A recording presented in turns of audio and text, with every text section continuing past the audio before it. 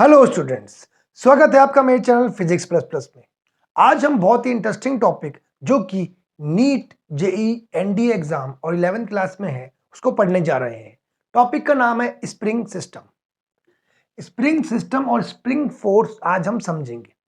तो चलिए स्टार्ट करते हैं। यहाँ पे आपको एक स्प्रिंग दिख रही है, यहाँ पे स्प्रिंग जुड़ी हुई है एक ब्लॉक से। यहाँ पे एक ब्लॉक है। अभी इस समय हम स्प्रिंग पे कोई फोर्स नहीं लगा रहे हैं। F equal to zero. F equal to zero का मतलब है कि स्प्रिंग पे कोई भी फोर्स नहीं लग रहा है। जब स्प्रिंग पे कोई फोर्स नहीं लगेगा तो उस स्टेट को हम बोलेंगे इक्विलिब्रियम। इक्विलिब्रियम का मतलब ये है कि अभी हम स्प्रिंग पे कोई भी फोर्स नहीं लगा रहे हैं, यानी हम ना तो स्प्रिंग को दबा रहे हैं ना ही स्प्रिंग को खींच रहे हैं।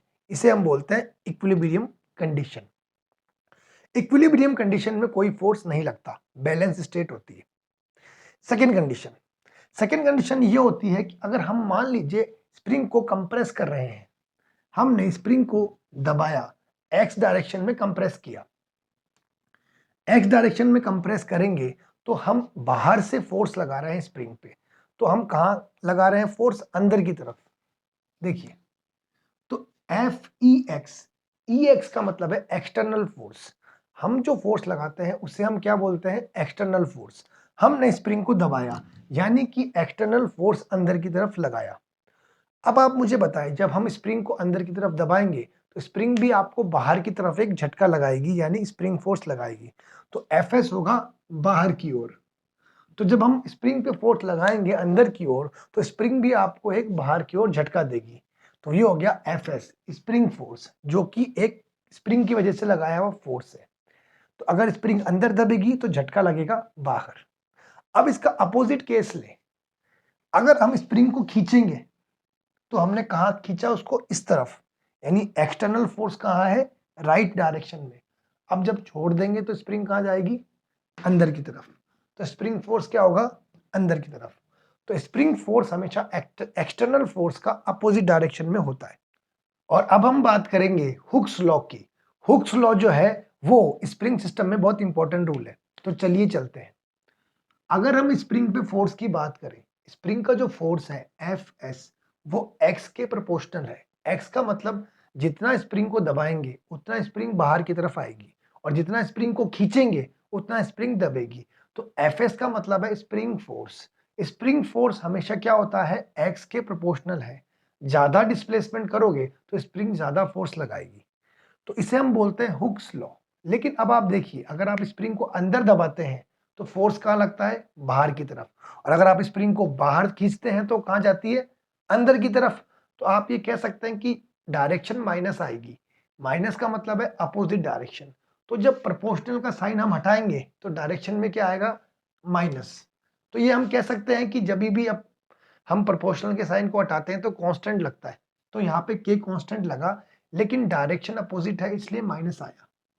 किसकी डायरेक्शन अपोजिट है? स्प्रिंग फोर्स की डायरेक्शन और एक्स की डायरेक्शन एक दूसरे के अपोजिट है।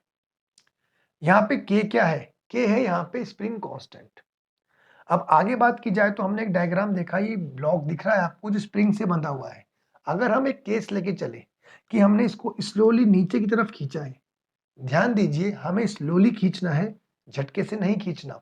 तो ये जो ब्लॉक है जो स्प्रिंग से बंधा हुआ है, इसे हमने धीरे से नीचे खींचा। नीचे खींचने पर इसमें डिस्प्लेसमेंट आया डेल्टा एक्स। जब ये नीचे आ जाएगा, जब ये ब्लॉक नीचे आ जाएगा तो इस पे एक फोर्स लगेगा mg। mg हमेशा नीचे की ओर लगेगा और वो किसको बैलेंस करेगा? स्प्रिंग फोर्स को बैलेंस करेगा। तो अभी हमने पढ़ा कि स्प्रिंग फोर्स होता है k इंटू एक्स। तो यहाँ पे x की जगह क्या है? Delta x. तो यहाँ पे x की जगह क्या हो गया? Delta x displacement. तो यहाँ पे mg के बराबर हमने कर दिया k डेल्टा एक्स को। उससे हमने डेल्टा एक्स की वैल्यू निकाल दी जो कि आ गई mg अपॉन k। तो हमने इस ब्लॉक को नीचे खींचा, डिस्प्लेसमेंट डाला और डिस्प्लेसमेंट और mg को बराबर करके डेल्टा एक्स की वैल्यू निकाली। अब हम इस पे एक न्यूमेरिकल करेंगे। हाँ, जो न्यूमेरिकल हम सॉल्व करेंगे वो आपको बोर्ड पे मेंशन है। अब आपको न्यूमेरिकल में समझाऊं तो यहाँ पे हमने 10 kg और 5 kg के दो ब्लॉक लिए हैं जिन्हें हमने स्प्रिंग से जोड़ा है। आप डायग्राम में देख सकते हैं। क्वेश्चन ये कह रहा है कि 15 kg के ब्लॉक को हमने 2 मीटर पर सेकेंड स्क्वायर के एक्सेलरेशन से राइट डायरेक्शन में खींचा है। बात ध्यान दीजिए, 15 केजी के ब्लॉक को हमने 60 न्यूटन के फोर्स से राइट डायरेक्शन में एक्सेलरेशन कराया है। हमने 10 केजी के ब्लॉक को टच नहीं किया। लेकिन अब आप सोचिए, अगर हम 15 केजी के ब्लॉक को राइट में लेके जाएंगे तो स्प्रिंग की वजह से 10 केजी का ब्लॉक भी कहाँ जाएगा? राइट डायरेक्शन में। तो हमें इस क्वेश्चन में निकालना है एक्सेलरेशन 10 केजी के ब्लॉक में, एक्सेलरेशन इन 10 केजी ब्लॉक। तो अब हम कैसे करेंगे? अब हम इक्वेशन बनाएंगे। अब आप देखिए हमने किया क्या है, 15 केजी की ब्लॉक को हमने 60 न्यूटन के फोर्स से राइट में खींचा है। अभी थोड़ी देर पहले मैंने आपको बताया कि kx एक फोर्स लगता है जो कि स्प्रिंग में अपोजिट डायरेक्शन में लगता है। यहां पे 15 केजी के ब्लॉक पे kx फोर्स लगेगा अपोजिट डायरेक्शन में। तो 60 न्यूटन हमने यहां लगाया और kx हमने लेफ्ट में लगाया। तो बैलेंस करेंगे तो 60 माइनस kx, 60 में से kx माइनस करेंगे क्योंकि kx क्या है? स्प्रिंग फोर्स है। अगर मैं इसको यहां खींचूंगा स्प्रिंग में झटका कहां लगेगा? अपोजिट डायरेक्शन में। तो 60 minus kx equal to ma लगेगा। अब यहां पे जो है 15 इंटू 2, क्योंकि 15 तो मास है इसका और a क्या है इसका? 2 मीटर पर सेकेंड स्क्वायर।